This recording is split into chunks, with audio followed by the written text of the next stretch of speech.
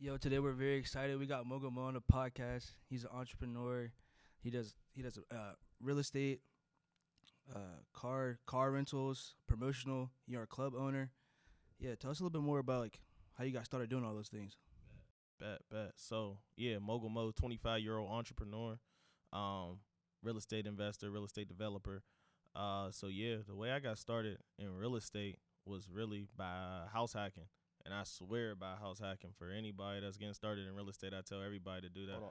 And My I, fault, man. uh, My fault. I'm kind of new to the real estate world. What exactly is house hacking? I never heard about that before. No doubt. I was about to break it down for you because when I did it, which was 5 years ago now, almost six, because I started when I was 20. I'm almost about to be 26 September 23rd. When I did it, it wasn't even a term yet, but now it's like a coin term, house hacking. That's basically when you buy a duplex, you live in one side and you rent out the other. So basically, you living for free. So yeah, that's how I started in real estate. That was my start. So from there, of course, you already know, yeah, your living expenses is your number one expense for everybody. I could say. So if you're able to eliminate your living expenses while still making the same amount of money, you'll definitely be able to save up if you doing it right. Save up and be able to continue investing in real estate. Keep continuing the process, doing it over and over. So yeah, tell us a little bit about your story. I know you're from Pittsburgh. Like, where exactly are you from?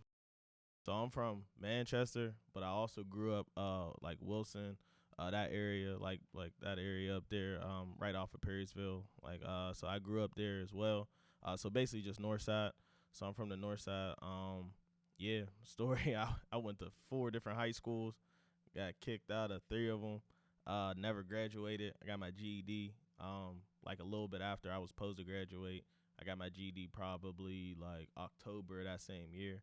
Got my GED and just been grinding, man. Just really self taught. A lot of stuff is self taught. I could say self taught, but it's really YouTube and books. So YouTube and books till still to this day, YouTube and books for almost everything that I learned. But as you start building up, of course, certain people come in your life. They see what you're doing and willing to be mentors to you. So I do have some mentors that have come along throughout the time, but mainly YouTube and books for everything I learned. Hey, could you tell us a little bit about how important mentors are to you? Mentors are super important, man. Like you can only get so far by yourself, and I truly believe that. Like there's a ceiling to how far you could go alone, and especially how far you can go and how fast you can do it alone. Because like having certain mentors in my life been able to help me grow like exponentially, like way faster than I would have been able to grow by myself. Like I truly feel like just from God, like all of this stuff would have happened eventually, but it's like God put those certain people in my life for it to happen faster and for me to be able to be accelerated and be where I'm at 25. Like it's crazy. So like I don't even really sit down and think about it, but it's really crazy for No, real. I can relate with you because like I had some like mentors that came into my life, and I'd be like, kind of feel like God like kind of sent them to like kind of like speed up things. 'Cause especially when you got a mentor, they've already made all these mistakes, and so their wisdom that they're telling you about is helping you eliminate all that time that you'd have to spend doing the same mistakes. You could just get right past them. Yeah, man. When I was younger, I used to my mom used to be like, "Oh, I'm gonna get you a mentor." And I kind of wasn't hearing it when I was young. I was like, "Man, I could do this like by myself. I don't need nobody. I don't need any help." But really there's nothing wrong with relying on somebody and like not even necessarily relying, but having somebody just like to talk to things about. And like, there's no point in touching the stove to get burnt, especially if somebody else then already did it and could tell you not to do those things. And just having having soft ears and being able to listen is like that's a real skill. But I wanted to ask you, bro, between you said like you got kicked out of a bunch of schools to like then you getting your GED and like being self-taught and just like building up all that knowledge, like what kind of happened in that space of time? Because it seemed like you know like flip the switch and you're like not a lot of young people are that motivated, especially going through like tough circumstances like that. I could say I flipped the switch, but I really didn't. It was always in me. Like it was always in me. Like when I played football, I woke myself up to go to camp. I'm waking myself up do do X Y Z that I need to do. Like I've always been motivated. Yeah, I had my dad in my life too that helped me a lot with football and a lot with my sports. But like I was always self motivated when it came to almost anything, and I was always different, bro. Like anybody that knew me since I was growing up, like I've always been like an adult, and I feel like that was my problem when I was young. Like school just didn't interest me because I just didn't see like why I was doing this. Like I was just always super mature. Like I needed a reason why I was doing certain stuff. So it really wasn't a switch that flipped. I wouldn't even say that. It was just I had to figure out where to put my energy. As soon as I had an outlet to put my energy, I could say that's when the switch flipped. It's like anything that I'm doing, I'm going 100%. I just needed to see the light at the end of the tunnel, and that's what made me just go hard with it. So you kind of talked about like sports being like one of your first like real motivators and things that you were like really going hard and hustling at. And so, what has like sports taught you and that you brought into like your business mindset and your business world? And just like you real hungry, man. You young and hungry, and like hunger something you can't teach. Right, for sure. So sports, man, number one taught me teamwork, and I feel like a lot of people, especially nowadays, do not Yeah, that's have a underestimated. concept of teamwork. Do not have a concept of teamwork, and do not have a concept of you're not going to be the number one every day. Like anybody that plays sports, even though when I was growing up, I was pretty much, I'm not like bragging, no, like one of the best players, if not the best player on my team since I was 5 years old. But every day, you're not going to score the touchdown. You're every day you're not going to. Sometimes you're going to be making the block. Some days you're going to score the touchdown, and you got to be okay with that. And I feel like a lot of people in business are not okay with that. They feel like I got to be Michael Jordan. I can never be Scottie Pippen. And I learned that through sports a lot. Especially because like the number two at like a big corporate like company like Facebook, the guy that helped start it, he still has a lot of money. He doesn't have to be the main guy, but he's still like one of the main guys. Exactly. And a lot of times it's better to be that person. Like he could walk around with no security. He can just walk. And he probably make just close to the same amount as Mark Zuckerberg, and nobody knows who he could walk past us right now, and we wouldn't know who that man was. Good life for real. No, but also it seems like you got a lot of patience too, man. And like, I feel like a lot, me and Cam were talking about this the other day, just like social media and like everything's fast. Everybody wants overnight success. They want to be popping in a week, or like they want to jump into real estate, for example, and getting big checks in a month and things like that. And that's not how the real world works. So can you speak a little bit just about like diligence and, you know, coming in, showing up daily to build up things, and like you're not going to have like that instant gratification, which I think kind of has hurt us a little bit in terms of our work ethic and just like how we are as a society a little bit. Facts. So number one, I want to tap into. I follow almost any of the Instagram influencers. I've met them in person because I've been to those events. I know them, like not like super personally, but I know them. Like you know what I mean. Spoke to a lot of them, and what I would say is, you'll notice after people get to a certain age, they stop saying how old they are, and that's for a reason. So these people, and I had to learn that these people that we see on social media look like overnight successes. These people are 45. Yeah, they're old. They're 40 Yeah, plus. especially like the man, he doesn't really reach his like peak before like 35. Exactly. So like these kids is seeing like, all right, not even kids, even people 20s, even like teenagers. They're seeing these people on Instagram that are these influencers, and they're like, yo, they got their skin, their cars, the woman, they look like they probably like 20, 25, like they probably like 25, mid 20s. No, these dudes is 40 years old. And it's like, you know what I mean? And they thinking like, I need to be by this certain age, I need to be there, not even really knowing, having a concept of they put in 10, 15 years of work.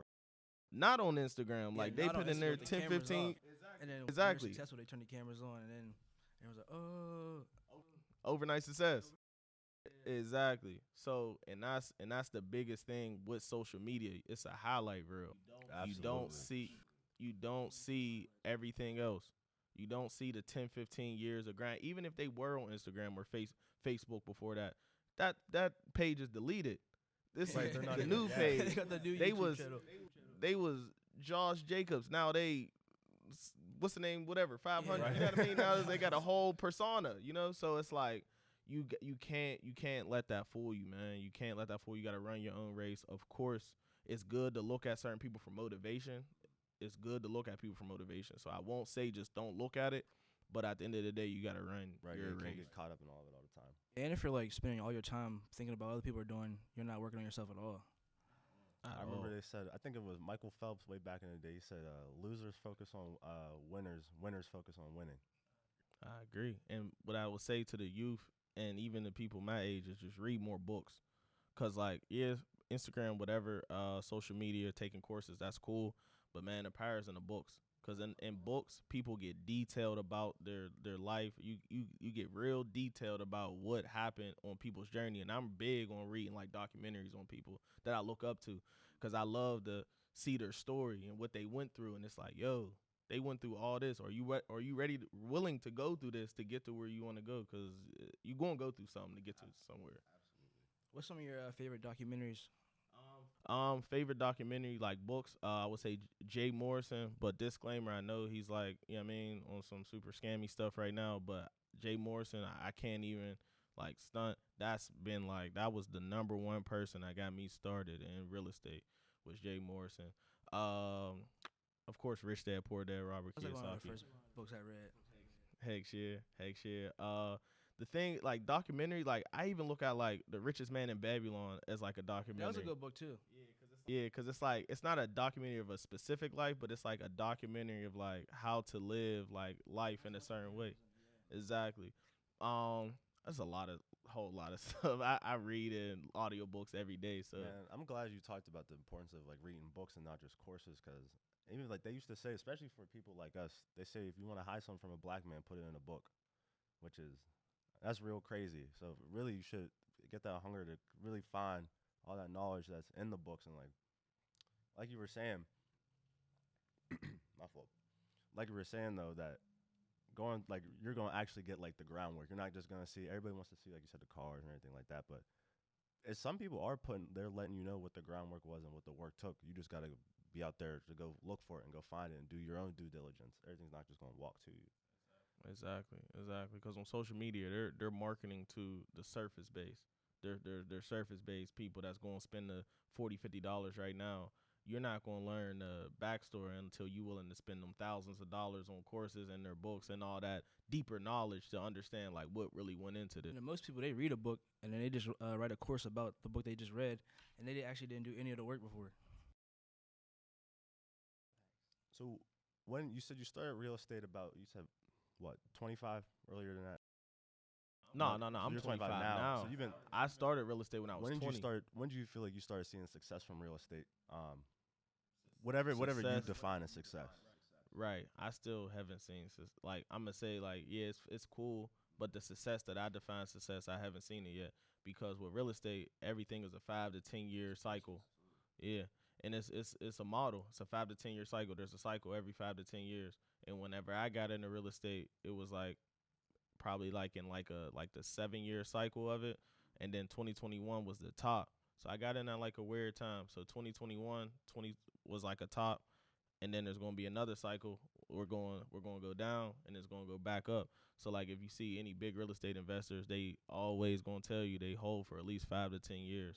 Yeah. I was definitely had like a mentor. He's from Dallas. He does like multifamily units, and he was telling me to look at real estate as like farming, and like you're planting your seeds for 5 to 10 years, because everybody that's in it to get the money fast usually fail.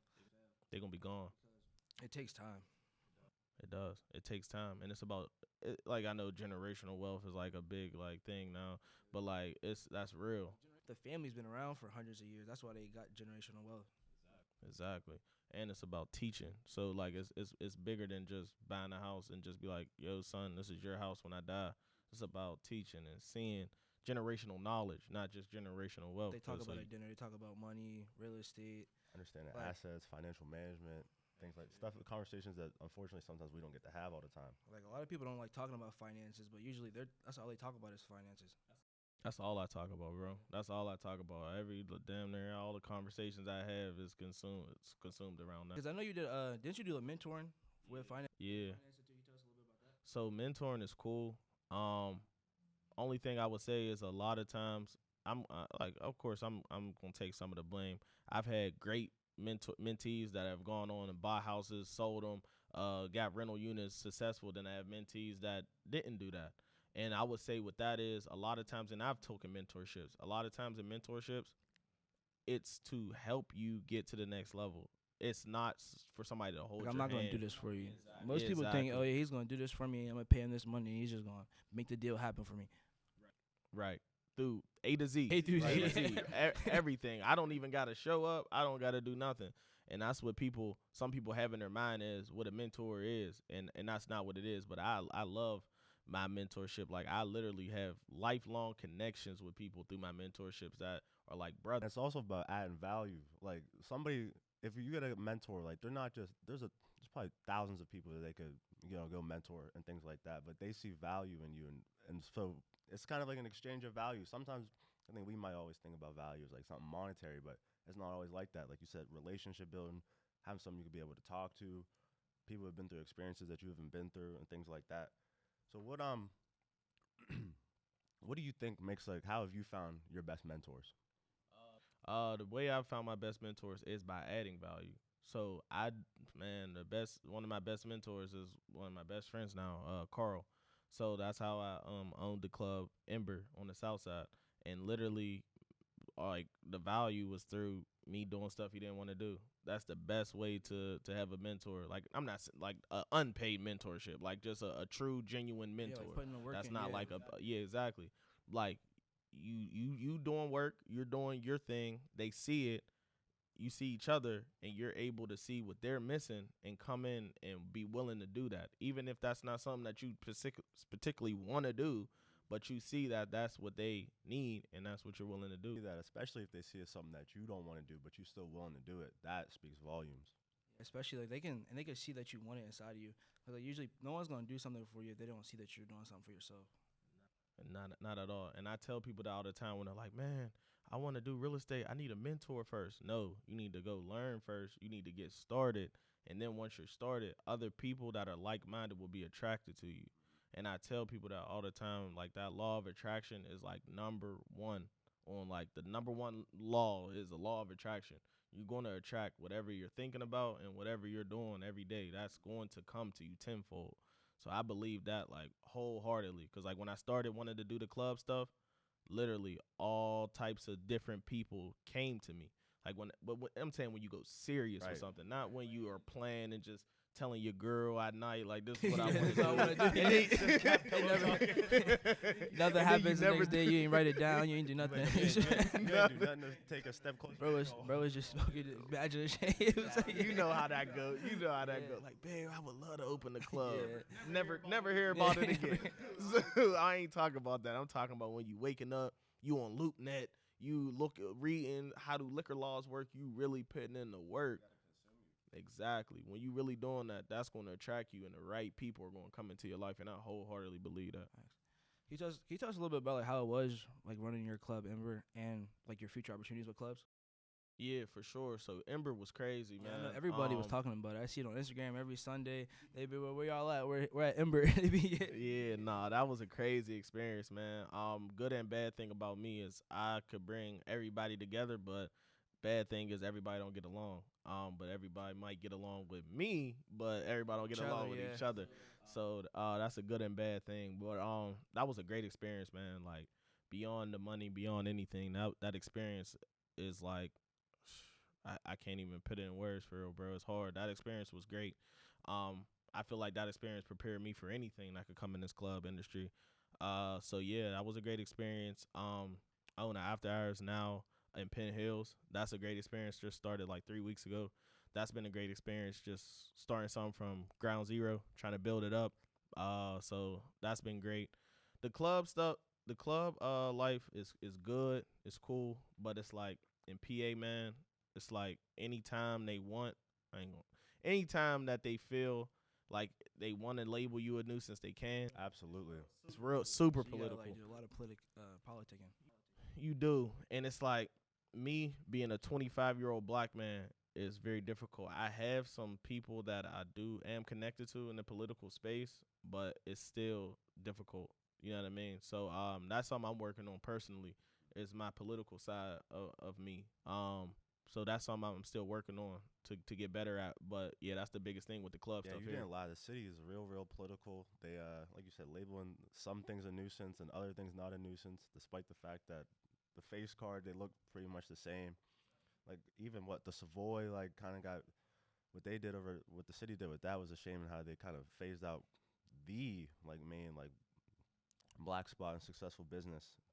But even then, like you look on places like the North Shore, for example, like Tequila Cowboy, like they trash that place like all the time. People be getting dragged out by the police. Yeah, that you'll never see the white boys getting dragged out of dragged out and fighting the police on the North Shore. Yeah, you never like, seen it, hearing about none of that. Nothing. Country dude Kenny Chesney, they have that Trash the whole every North Shore. single year. They know the result. Every single year they do it, and like there's nothing but.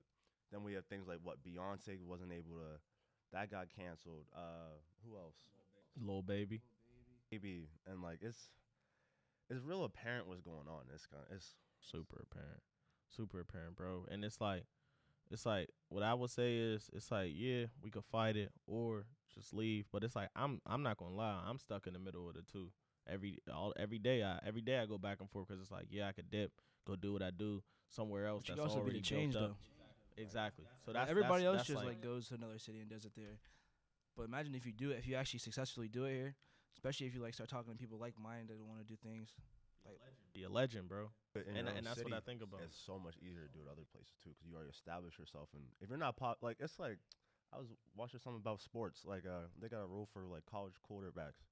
If your own the schools in your own state are offering you, there's no way you're getting outside state offers. Not at all. Not at all. That's a fact. That's a super fact. That's a super fact. But yeah, like you said, bro, if you do it in your own city and be the change and be the one who changed stuff, that's legendary. So like I think about that a lot. So I think that's what keeps me here still. you already slowly starting to change because you were bringing Polo G to the city. That's what we're hearing about. Tell us a little bit about that. Heck shit. So Polo G's coming September 2nd, Labor Day weekend. Was supposed to come to Foxtails originally. The old Foxtails, whatever it's called. Now I don't care what it's Yeah, called. they got the So yeah, the old they the need to old do a Fox. rebrand because the video. Yeah, it was, They got, yeah. Yeah, so y'all know it used to be called Foxtails, and now I'm bringing them to Club Icon, which is a great black-owned club in McKeesport that's providing an opportunity for people to be able to come have a good time, have a great venue. That place is beautiful. Like if you put that place in the south side of Pittsburgh or North Shore or somewhere, that place would be worth like $10 million, bro. That it's a beautiful building.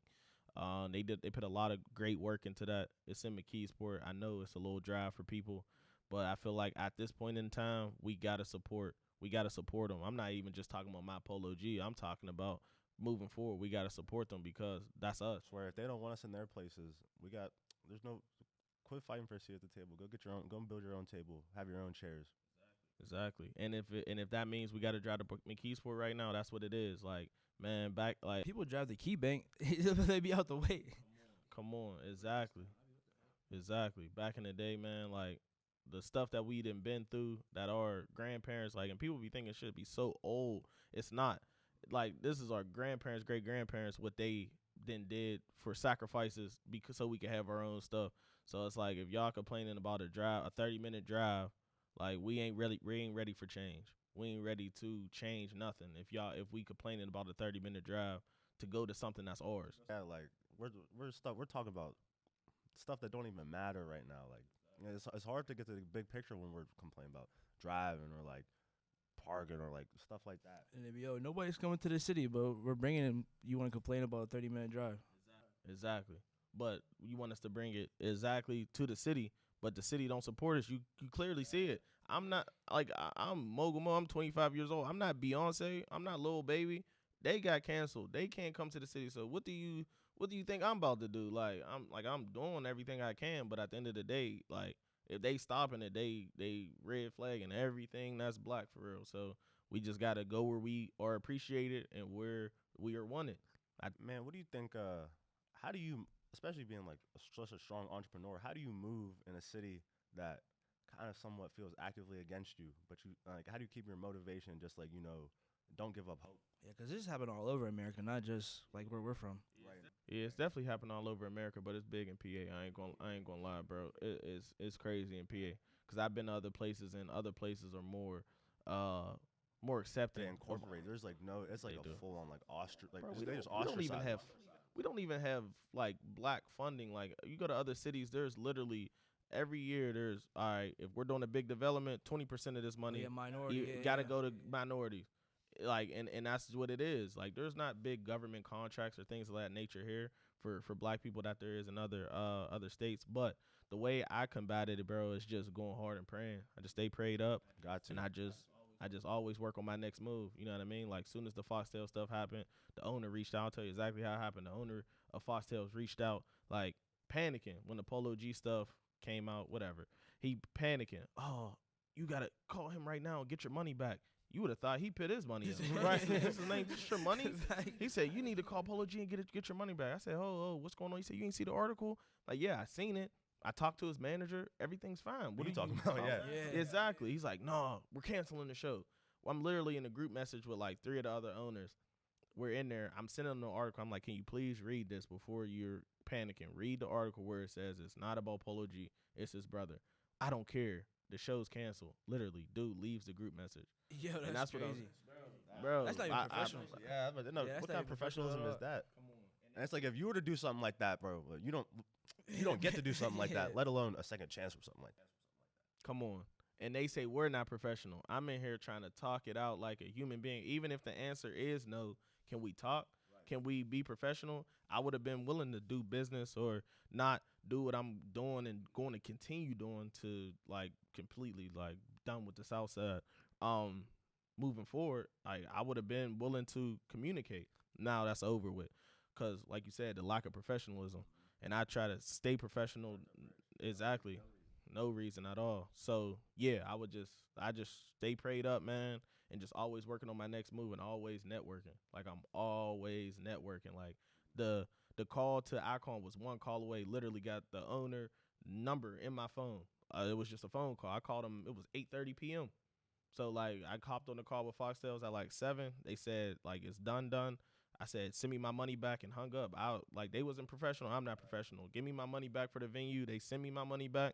I call Icon. I'm like, yo, I got Polo G. I'm trying to come. He was like, say no more. I'm going to make some calls, make sure we don't got nothing going on. Boom. Let's make it happen. I'm going to take my money to another business. To a better business, yeah. For real.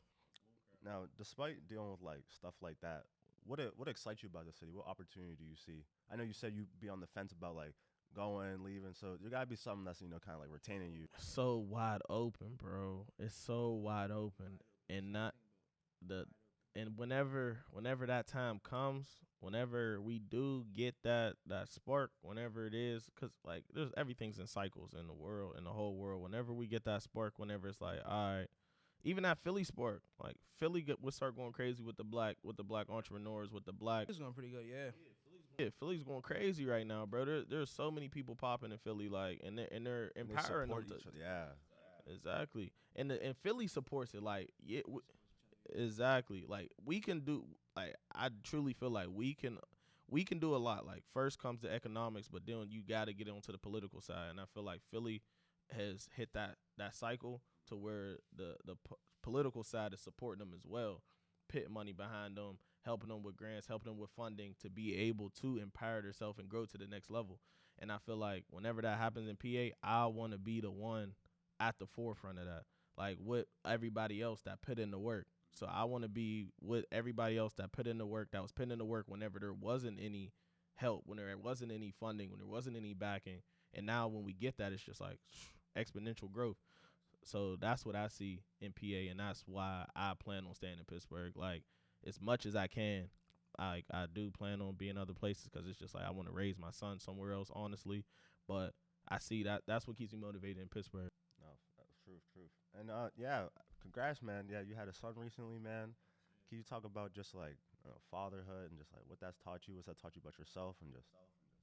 Man, yeah, my son's 1 month, so I mean it's super fresh. Yeah. It's super fresh, man. But of course, even throughout her pregnancy, it's just been so much that just changed inside of me, man. It's just like the biggest thing that I could say changed inside of me is like just focusing on what's important and what's not important, and just longevity. Because it's like, all right, in 5 years, he'll just be 5. And I remember my life when I was 5 and what I remember. All right, in 10 years, he'll be 10. How was my life when I was 10? What do I remember? What would I have liked my life to be like at 10? You know what I mean? So it's like I think about all those things, and it's like I just want him to be set up, and it never be a point of where it's like I can't do certain stuff I want to do for him and put him in certain positions that I feel like he needs to be in because of finances. Yeah.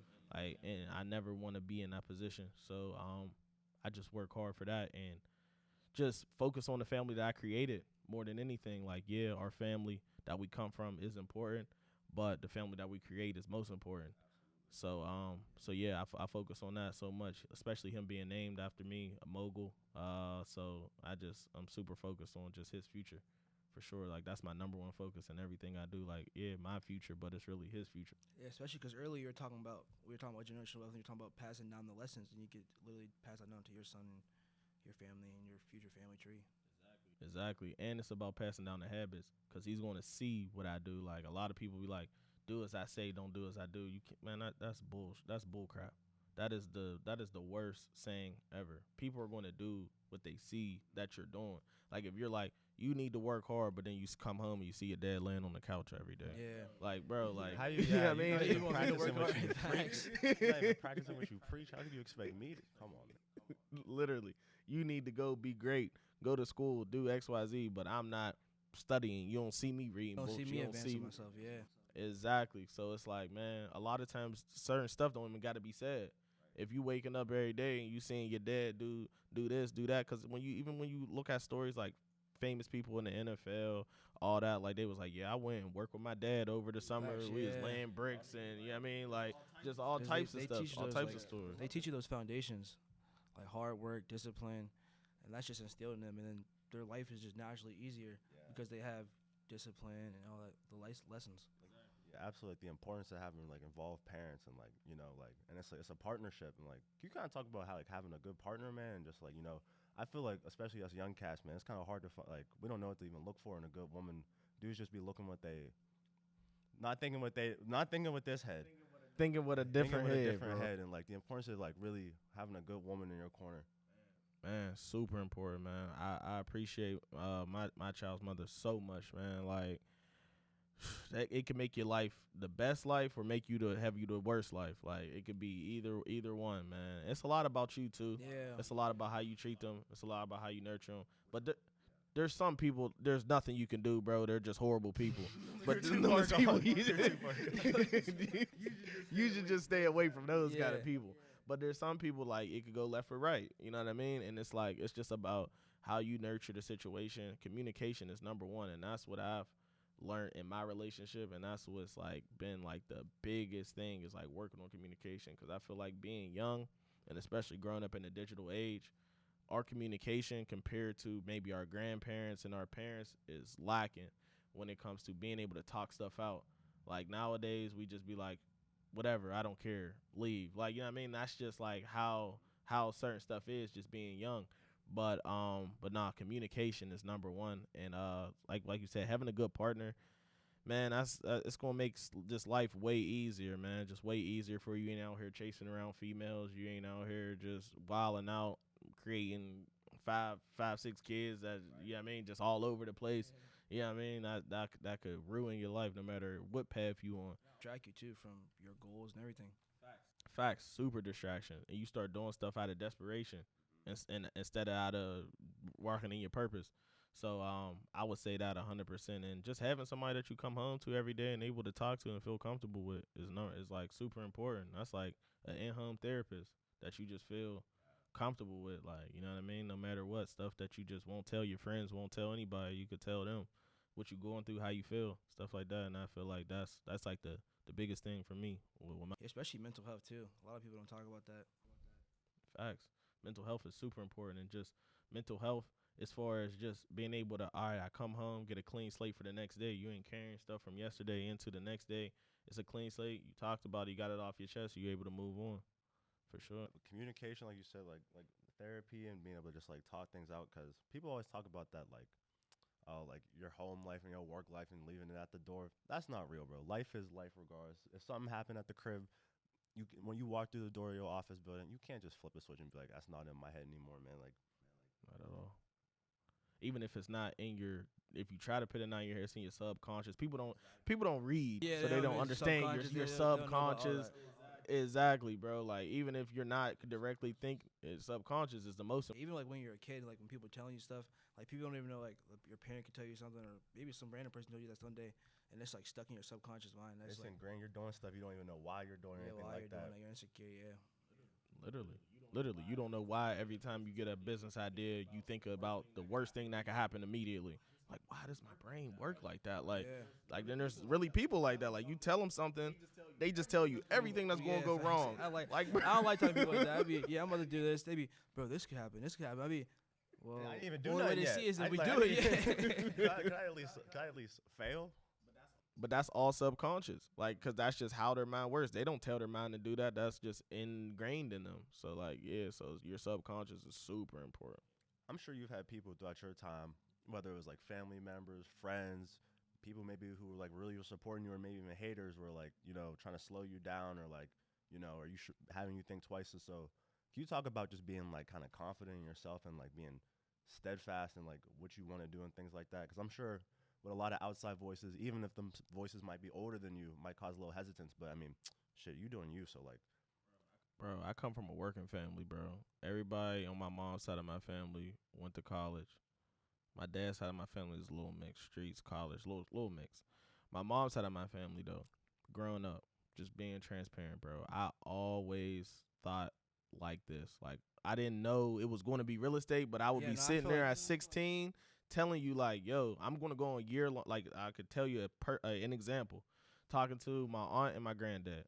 We're just regular conversation, talking about her vacation, whatever. I'm like, yeah, that look nice.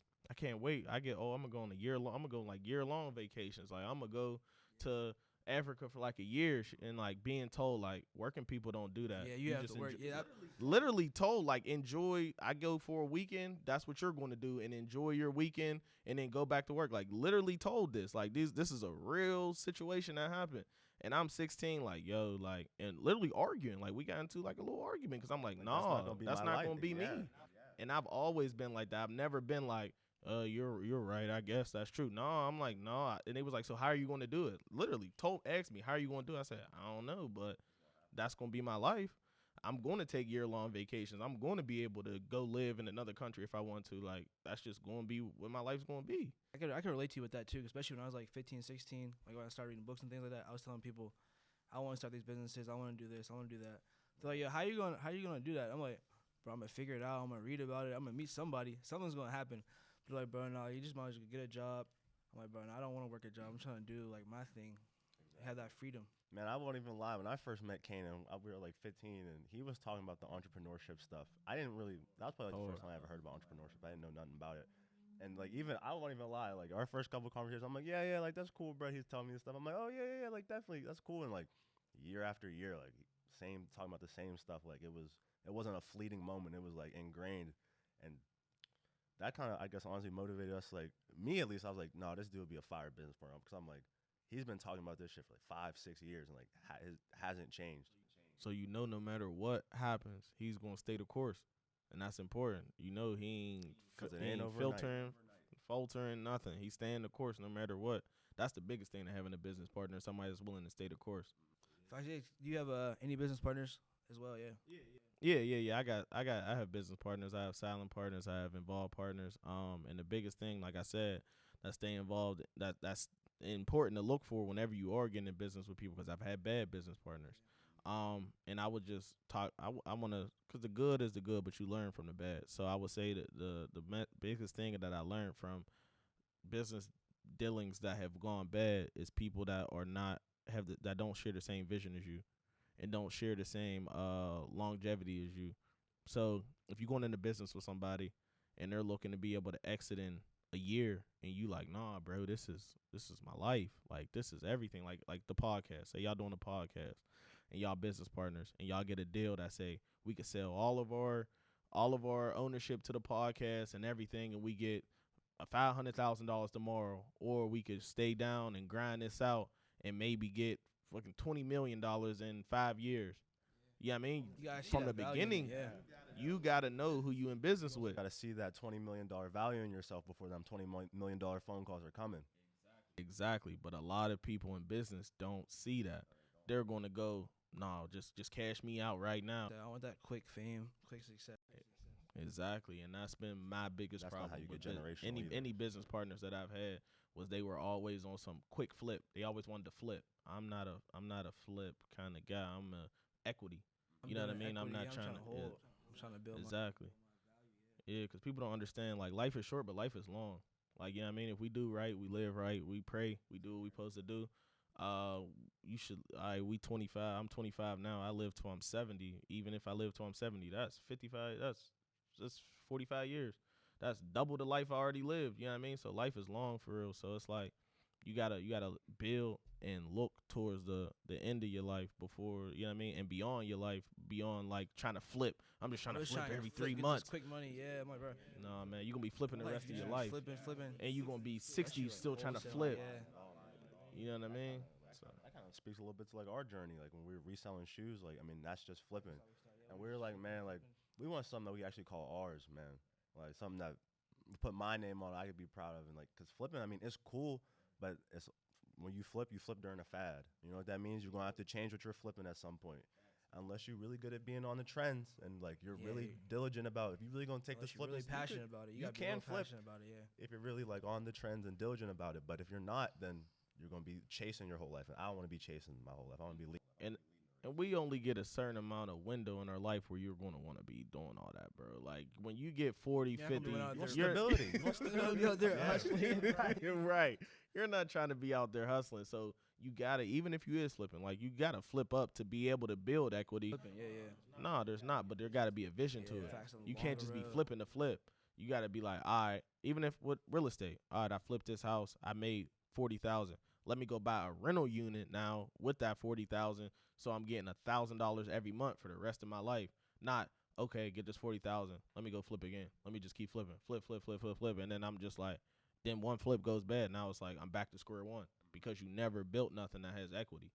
So that's what happens. Can you talk a little bit more about reinvestment? I think sometimes people they'll flip, they'll get a profit, and they want to go get. I want to go get some new shoes, a new chain, a new whatever diminishing asset they want to go waste it on. So like for sure. And I've been there, bro. I've done it multiple times. Yeah, you know what I mean? I've done it too. I got some money, spent that whole money. I said, dang. And then you look at this like, dang, did I really just do that? I mean, yeah. But you gotta do it. You gotta do it. You gotta do it. As soon as somebody gets money, it happens to everybody. That first time they want to go spend it, they might be posting it. They're new to money. They're just You gotta do it though. I feel like there's no person that didn't mess up their first, second, third, whatever bag. You gotta do it. But but I feel like you gotta go through it. But after a while, you gotta learn from it. You gotta learn like, yo, this ain't important. This is what's important. So like, I feel like yeah, you just gotta go through it. But reinvesting in your business is the number one thing. It's like adding gas to the fire, man. Especially once you hot.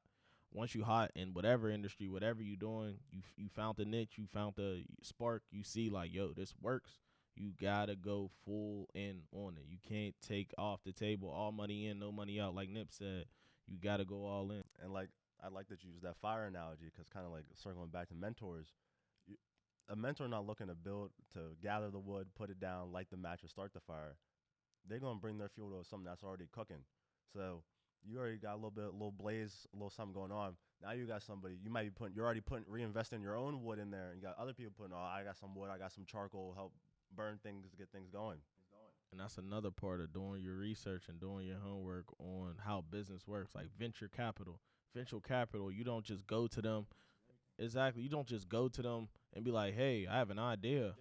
They don't care about ideas. It's not about theoretical. It's Yeah, about we gotta practical. straight that. We actually, me and Xavier, we pitched it like a VC. It was like a real estate guy. He's in Pittsburgh. It was like RE360. He's like he got a bunch of buildings there. We were pitching to him, and somebody else. We had this. What was she?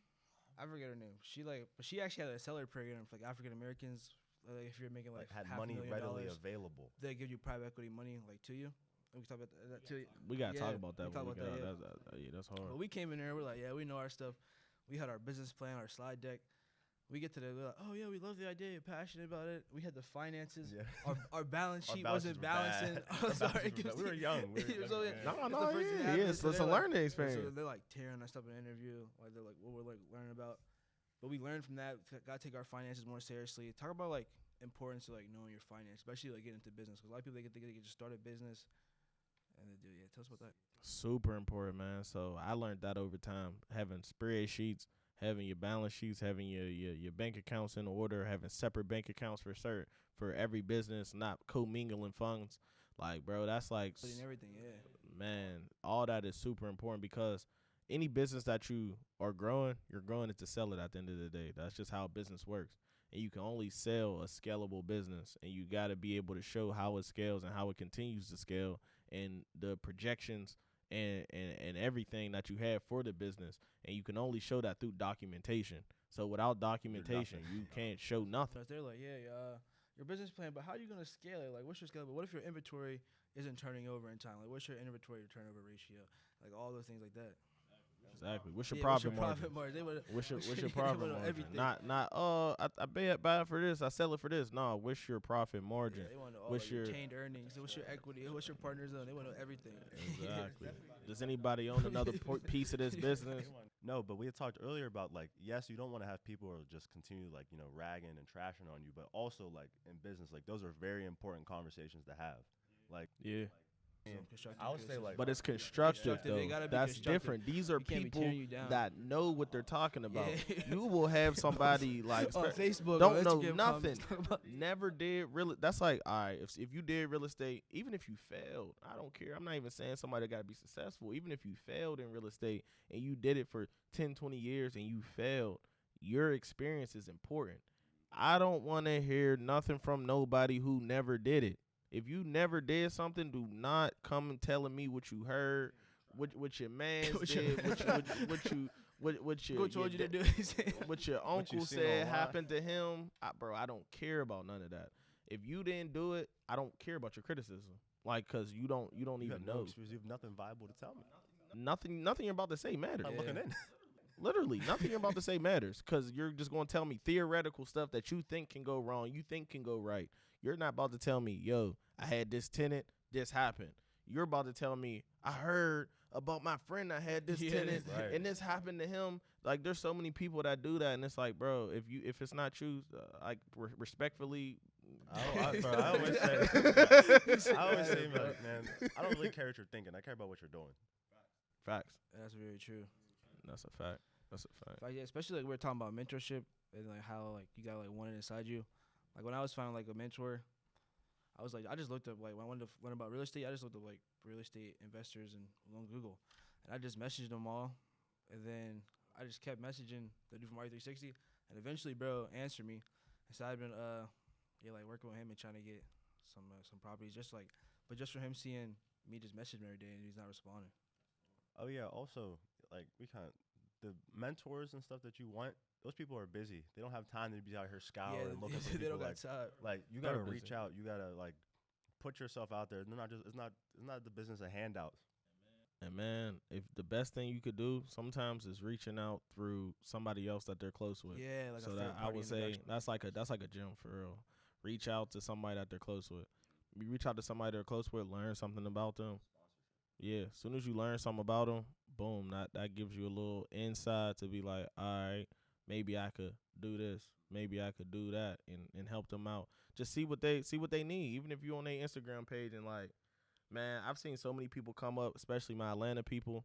I know somebody literally that got a videography job off of going back on somebody's live, literally recording a live, saving all the comments that people were talking about that they wanted to DM them about their course, literally going back, sending that to them and saying, hey, this is everybody that was interested in what you were talking about. This is a recording of your live broken down into 10 segments and here and just here. You know what I mean? For free. And value. You know what I mean? Adding value where you see value is needed. They probably didn't even and- know they needed that. They didn't know they needed that. But that added money, added something that they took something off their plate that they didn't want to do. And now they have a job and a mentor. You know what I mean? Because if you're a videography for somebody that's an entrepreneur, that's a mentor at the end of the day. Yeah, that So is a you got a mentor, job yeah. and a mentor. So like stuff like that, like that's just an example of how you can add value to people. Because like you said, they're busy. They don't want to do everything, but they know there's like me. I know there's certain stuff I need to be doing. There's certain stuff I would love to do, but there's not enough time in the day. So I you wish know there what was I more mean? than 24 hours in a day, man. Come on. So yeah, I would just say that's the biggest thing is like you said, they're busy people. So add value where you see fit. Yeah. Also, could you tell us about like a time where you had to come back from like a failure or something, like in your businesses or it could be in life? Yeah, so I'll start off just from even high school, man. Like in 10th grade, I had a crazy football year. I had 21 touchdowns, 1,200 yards. What position? As a I heard you play for running back. Yeah, as a sophomore. Yeah, and I had offers, all types of shit, man. It was crazy. It was a great time in my life. And then literally probably like 2 3 months after that, I got kicked out of school for terroristic threats and fucking paraphernalia like marijuana. So I got kicked out of school. All that shit was gone. Um, so yeah, that was a time when it was just like, man, super dark, super dark. I ain't know what was next. You know what I mean? After that, I mean, I still played football 11th, 12th grade, but it wasn't the same because it was just like it was just dark. You know what I mean? I felt like that was my chance and it was over. So that was a time I came back from a deficit and you know what I mean. Came back, and then not graduating high school. You know what I mean? That was a time when it just feel like everybody's against you. Like, oh, you didn't grad, you're not grad. You know what I mean? You Yeah, know a how lot that of goes people with family. facts. Yeah, everyone's talking Yeah. about. Everyone's talking about. Someone got it.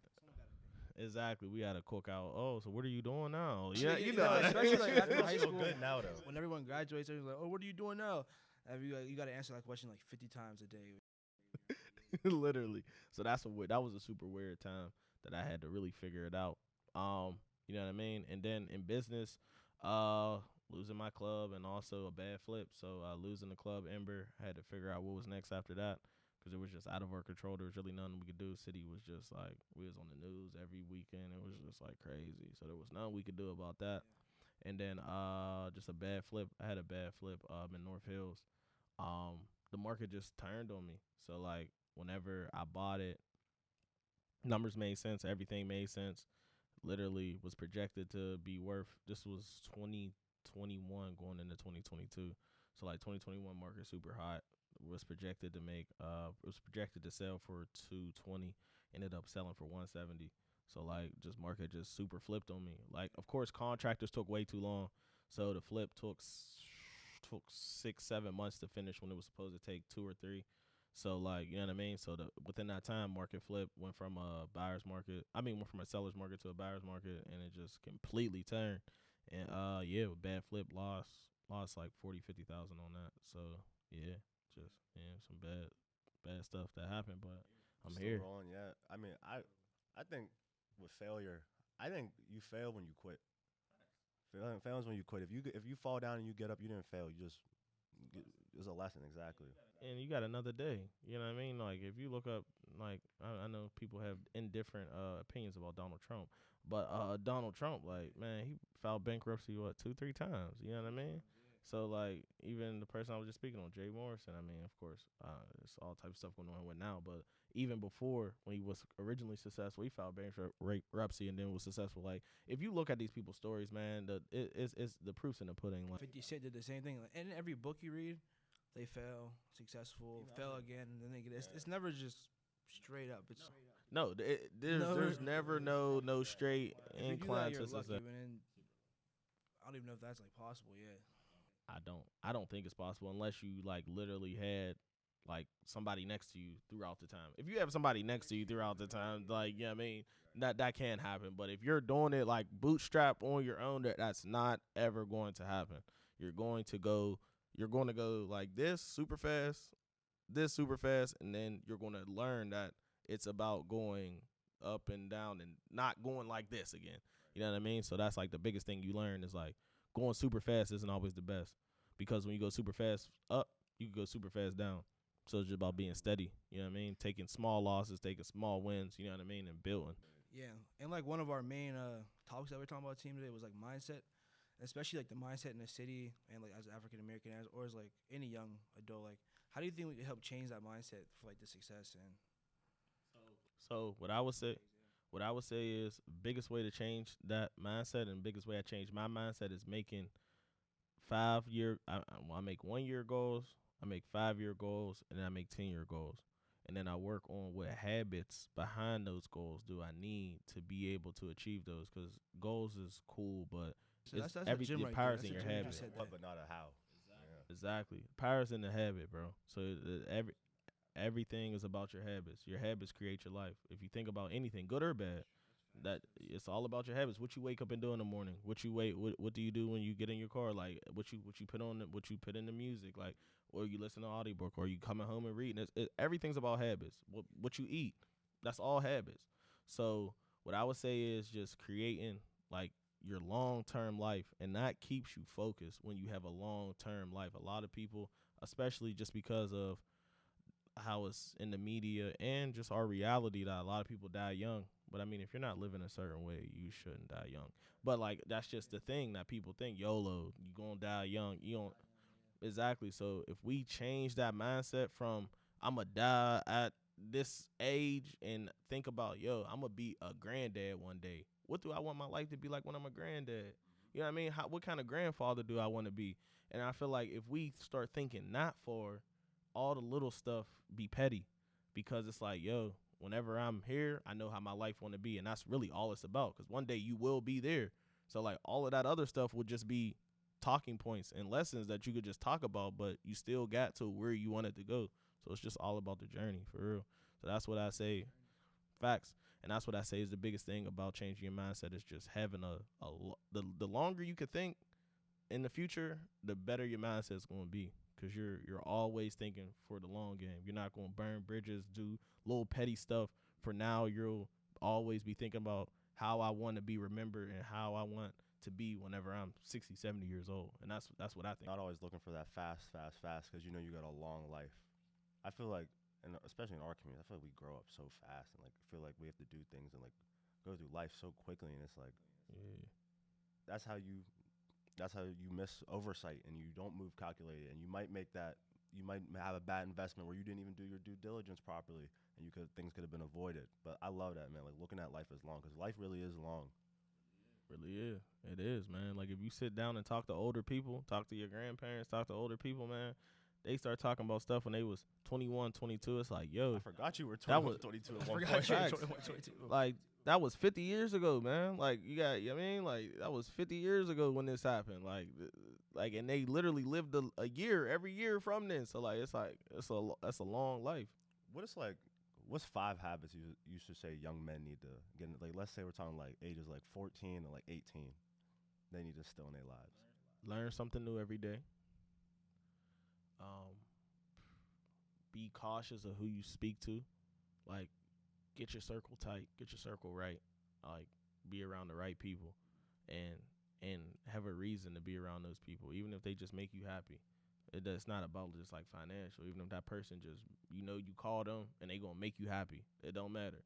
You know what I mean? That's a reason to be around somebody. So get your correct circle. Write down your goals and write down journal it. Yes.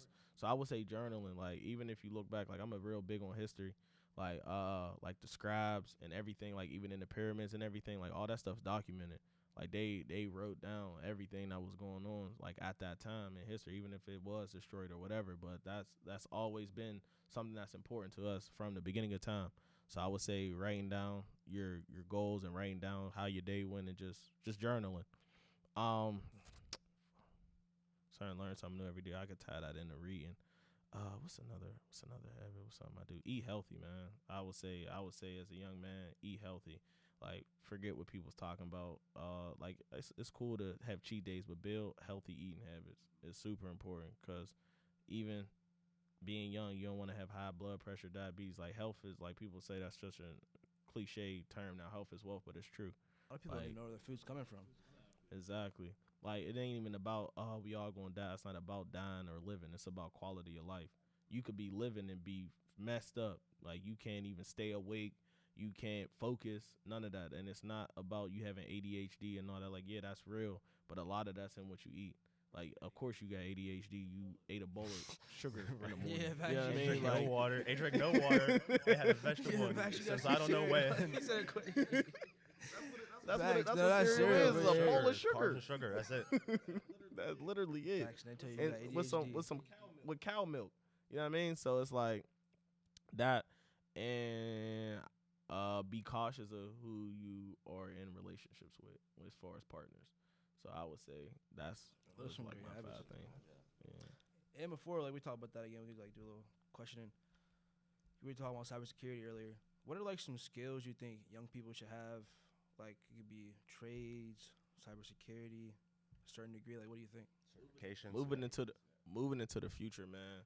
And I was just talking to bro about this. Like certs is going to be everything. like getting certain certifications in cybersecurity and also just in tech in general. Brother, he does cybersecurity. Yeah, I'm moving into that space. So, and I feel like that's like number one right now. Like, if you are doing anything in tech beyond coding, like coding is important, but just getting those certain certifications that's out there. Like, certifications aren't expensive; they literally cost $300-400. Literally, like CompTIA, all those things cost like $300-400. It's just about the studying to get them, but like the actual certifications aren't expensive, and those are 6-figure careers. And I feel like, especially any big business, if you plan on growing a big business, every big business in 2023 has a tech department. Yeah, every There big business is have a tech department. there's an IT department in any big business. There's really every business that's in the S&P 500 is a tech company. Or some Like, type Has of a people- strong tech aspect of, attached Exactly, to it. like yeah. people like Amazon is not a tech company. No, Amazon is a tech company. The only thing separating them from them and USPS is their technology. Anything else is they're USPS. You know what I mean? Yeah, facts. Like, and that's what people just got to start reading and understanding, that what's really behind these businesses. So like even medical field, it's a tech company. Like, everything that goes into the medical field is all software. You like, they have they like the CEO, whatever, is their the CFO. They're not CFO, whatever. You know what I'm trying to say. They have a chief of technology. See, yeah, exactly. At this time in 2023, so like I would say tech is like number one, and I feel like that's like a field that they can't blackball us in, because it's all skill performance and based. performance and All, yeah. innovation. Exactly.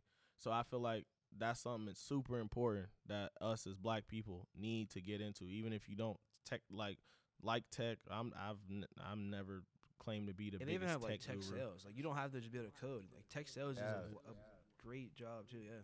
Literally, and you're helping businesses set up softwares for their business that's going to help them expand and create and be bigger. So I feel like at this time in 2023, that's literally the only thing that separates anybody's business. Like, me and you could have the same idea as somebody who's a Fortune 500 company, but they just have the tech aspect of it that's able to make the systems move more efficiently than me and you can, and that's what separates. You have like a pretty parallel idea, but if your tech spaces aren't on par with another person, like that's a real differentiator. And your security, because they'll just shut it down. Someone can just hack you, take all your information, breach. Literally. Take all your, because it's all about your customers. Like, at the end of the day, no matter what business you have customers.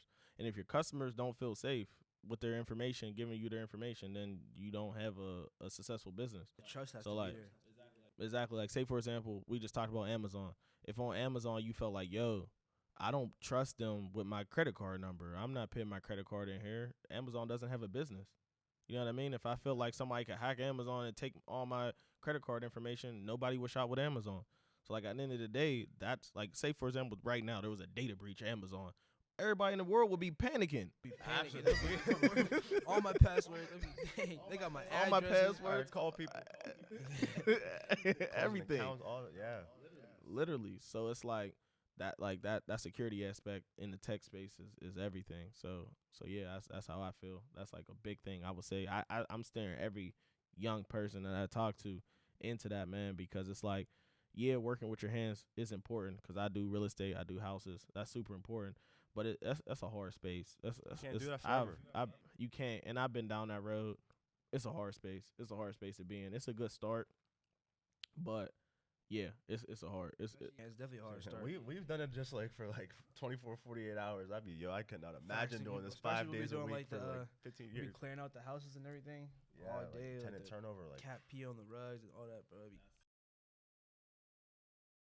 See, and also you do that hard work though. A lot of people, they just show like the checks. They show like the, oh, I just moved this unit, but like it also takes, like, you're gonna be sometimes renovating some spaces. You might have to deal with some foul tenants and fix your property up. Like, you got to be willing to wear every hat, man. If you really want this in any business and anything that you do in life, you got to be willing to wear every hat. And that's what I was just talking about in teamwork. Like yesterday, for example, in my club, literally some of the owners weren't there all day. Literally, I'm running the club, whatever. But I don't have no attitude, because I know we all a team. Like, some days I might not be there, but guess what they did when they came in? They took the trash out that been sitting back there for a week. They didn't have to do that. You know what I mean? they didn't have to do that. They're the owners. They could have told it somebody else. Oh, yo, take this trash out. No, they came in fresh as hell. Like they looked like they just came from the club. You know what I mean? Super fresh. Came and took the trash out. And that's what I'm saying about being in business with the right people. Not being too People, big people to do have something. ownership. People Come have on. ownership and care and like have a vision. Like see like this state. Like I think having a business like having a child. For real. Literally. You gotta take care and nurture it and like be willing to do things you don't want to do all the time.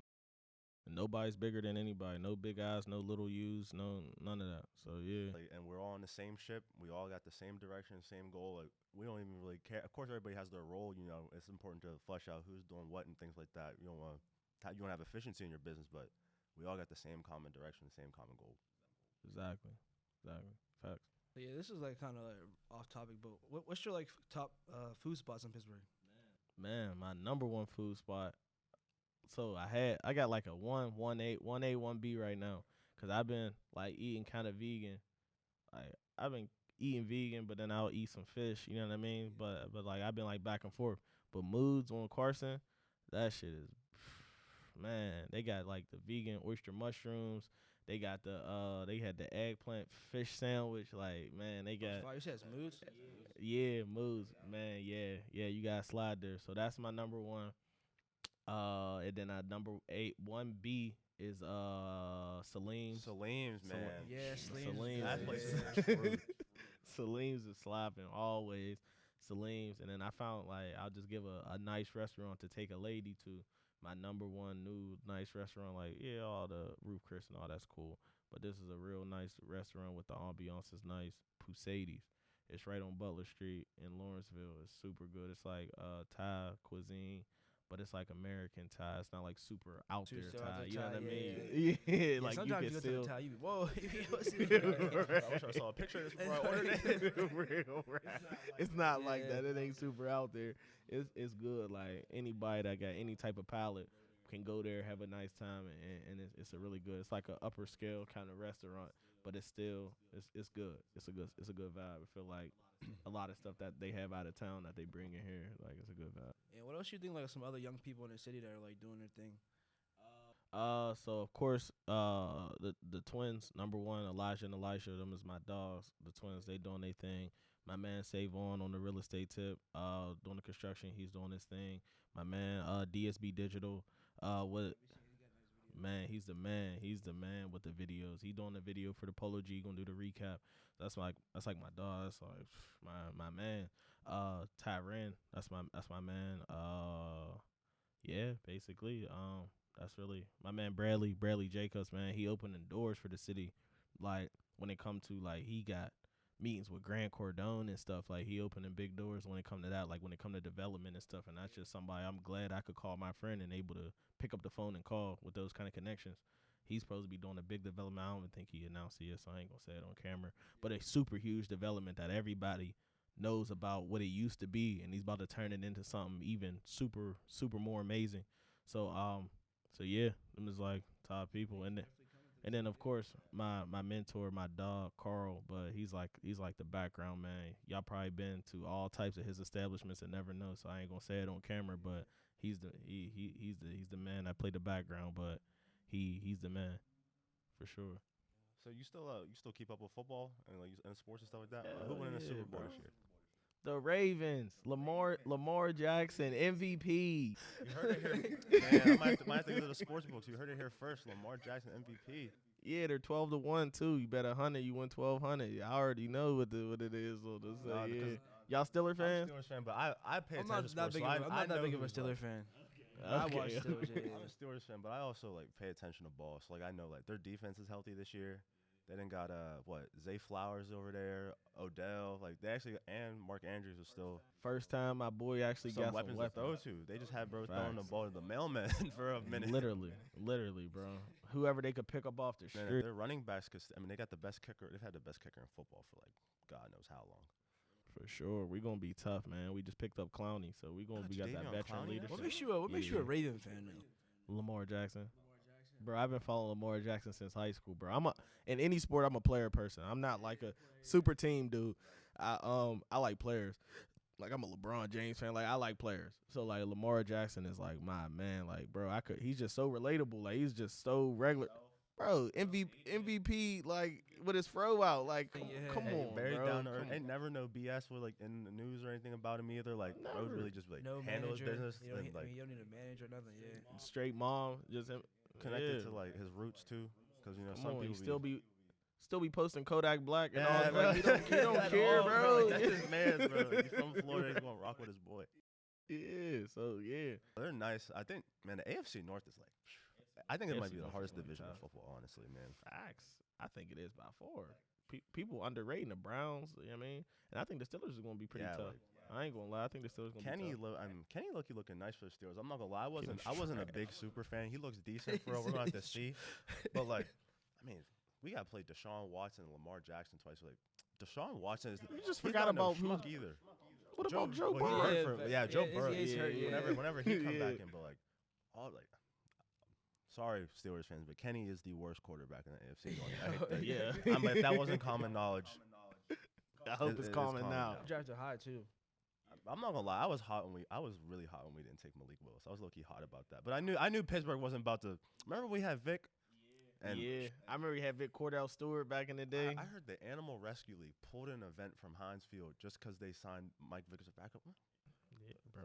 Crazy, Yeah, crazy. bro. That's the city. That's the city. That's the city we Crazy live in. politics. But Ben Roethlisberger then got Yeah, off. he got a whole boy. bunch. Yeah, He got a yeah. whole bunch. He ain't done He nothing got off wrong, on man. everything. Come on. And I ain't never seen Ben Roethlisberger in no community do nothing. He was here for 15 years now. Let's be real. Where you ever see Ben Roethlisberger have a this is Ben Roethlisberger You event? never seen a Big Ain't Ben nothing event. like that. Yeah. I, Fact, he definitely wasn't that active in the city. Charlie Batch was Yeah, more fact, active Charlie than- Batch was more Man. active. He got everything. He got the toy giveaway and everything. He's real. And he's a real cool dude. I used to work at Costco, man.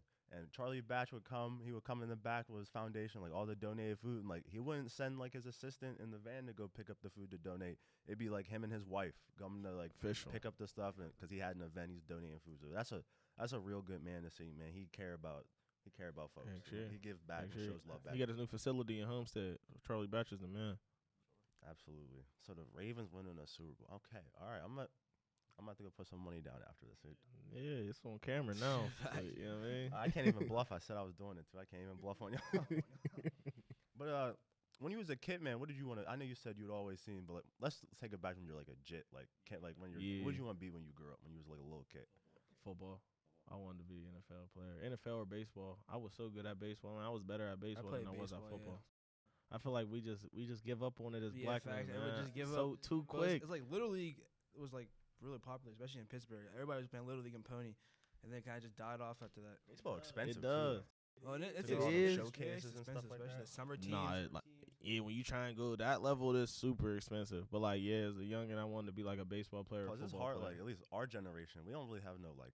There's like a few like African American football or baseball players that you could look up to. Not like how it was in the '70s, where they like I hear my pops talking about like Dave Parker and like people like that. I'm like, we don't got. Daryl Strawberry. Couple of them dudes is from the city Yeah, too. a couple of percent of the city. Yeah, like them old school baseball players. Them dudes was like from Pittsburgh. I wish I could. Especially have the been around to Negro see League they had here too. Yeah, Yeah, I wish I could have hell seen that yeah. stuff. Like, we had like Satchel Yeah. Paige and like. I said everybody. Hell yeah, the It's- Grays, all that, bro. Like that's just real. Like back then, like baseball was really about like black people was into baseball. That's what I say.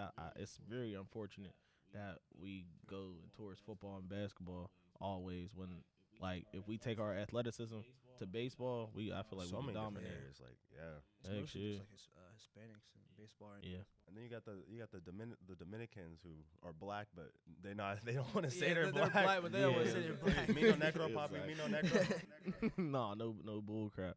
So yeah, that's Looking who's just taking like over us, just baseball. speaking Spanish, be having having locks. I'm not black, Literally, papi. Okay, Literally, they'll tell you with the quickness. like shoot. Yeah. But we just had Andrew McCutcheon. That's really been the only like black. Tim Tim Anderson. Anderson, nice. Who's dude in Miami? Jazz Chisholm, I think his name is. Okay, I He's don't know. pretty. He's about young him. black There was dude. somebody- Been down with him. Oh, Adam Jones. Adam Yeah. Jones. Adam Jones. It's be nice. Man, I used to love watching CC Sabathia. It didn't make no sense. I was like, this is the most unathletic dude probably in the whole Man. stadium Yeah, out facts, here he winning throws Cy it. Young That's awards. that's when I used to watch baseball heavy. I mean, Alex Rodriguez, A-Rod was my favorite Who was player, their so I closer, used to watch Rivera? baseball heavy. Yeah, I miss Yeah. like those type times, man. Yeah, that was the golden age of baseball for me personally, for sure. So yeah, that's what I wanted to be when I grew up. Of course, like almost anybody else, I wanted to be football player. But yeah, I wanted to be a professional wrestler, man. I'm not gonna lie. I You thought want to be in the I love WWE? wrestling. Bro, No, I used to really I mess wanted to with be WWE when I was Shawn younger. Michaels so bad. Every Wrestling was Monday, I my used to have the Monday Night Raw. I used to be on that joint. Man, I had the ring. I had all that. I remember bro. I would shovel snow, and stack my money and like just to watch pay per view. I just wanted to watch pay per view, bro. Oh, facts. Yeah, WrestleMania. I could. Come miss it, on, bro. bro. I had to find that Anything, $50 bro. somewhere. I had to Come find on, that bro. 50. I had my all my look one time. The way I got to watch WrestleMania, this is how I always been a hustler, bro. That's why I said this shit. It's not like a switch flip because I just have different Some people memories got that come inside back to of me, them, yeah. bro. I literally, my friends at school all wanted to watch WrestleMania. I convinced them like, yo, all come over my house. We could all tell our parents, give us $10, and we could just watch it at my house. So like everybody's parents Gonna figure it out. gave my mom the $10 and we watched it at my house. Like me and four of my friends, we had food. You know what I mean? We cook like, food Yeah, ain't that's you not know, that black bad. community That's food ain't nothing. We gonna figure out the food, but yeah, we had food and we watched And that's just WrestleMania. a It's simple weird. example of like pulling your resources together with each other. Facts. We lied about that. Literally. Food, though. We'll make $110 worth of food. We'd be tripping about $60 for the pay. Who paying for this pay per view? Make 100. What are we talking about right now? Literally have a whole spread. The whole Costs more spread. than than what we watch. Facts, bro. And then the whole event's gonna even be on. Black people don't care. They gonna get their food. Man, what kind of car did you want? What kind? I never been a car dude. Sure, Vice, man. So, everybody got like their materialistic vice, man. My vice. Sheesh, I really don't Facts, know. like, what was your first like purchase you made? You said you made a couple dumb purchases when you was young. I did. I like glasses, like Cartier, Cartiers okay. and stuff. Yeah. Only vices I really got is stuff that I wanted when I was young. Like I always wanted some buffs, some Cartiers. Just listening to Detroit music. Like, I always wanted that. So that and just eating, bro. Like I'll go. Nah, I ain't gonna lie, bro. Like that's my vice. Like if I had like I always say, whenever I get to a certain point, I'm hiring a chef, and I'm hiring different chefs, bro. Like I want a vegan chef, I want a chef that can cook. Like when I really get like, that's what I'm gonna spend my money on. Is like you always be posting the good food. I say, bro, be Bro. having this food, that food in the store. I love food, bro. So I would say that I really don't have too many vices though, bro. I ain't gonna lie. Like I ain't even on here stunting. Like I really don't. Like I plan on whenever I get to where I want to be, just get a super huge, humongous house with some land, you know what I mean, and kick back. That's really, you know what I mean, I really ain't got too many vices. I gamble as a vice. I'm not gonna lie. so, I done got into sports betting. Bro loves sports. That's my vice. All right, bro. You got it. That's Yo, my guys, vice. that's it. Yeah. No. Gambling, sports betting, 100% is my yeah. That's my shit. But for real, man, I mean, I don't know. You got anything else? You know, that's all for today. Yeah. Nah, we really appreciate you coming on, man. We got to know a little bit more about Mogul Mo. Gave us a lot of good gems for young people, Yeah, really thank you people for at the any gems. stage of life. Got to know about him personally, and we're excited to hear. Definitely gonna pop out the Polo G Man support, man. See, we're Slide out. Let me know. Give me a call, And bro. where can people find you at? Instagram Mogul Mo, Facebook Mogul Mo, Twitter the Mogul 100. I get crazy on Twitter. That's the real me.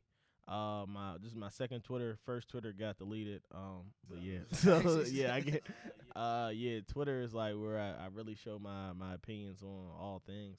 But yeah, Instagram Mogul Mo and Facebook. Yeah, so yeah, that's where you can find me. YouTube channel coming soon. So yeah. Oh, no, definitely be looking out for that YouTube channel. And we're gonna need you on a podcast again. Yeah, for surely. Mogul Media, man, coming soon. absolutely. But yeah, man, we appreciate your time, man. I mean, he came out here on a Saturday during the day. I'm sure he had a bunch of other stuff he could have been doing, man. Bro, I wouldn't have rather been nowhere else. Appreciate you coming out here on a platform, man. And Thanks for being on. excited to see what you're gonna keep doing. And Appreciate y'all boys, man, for real. And that's it. all right, y'all, live loco.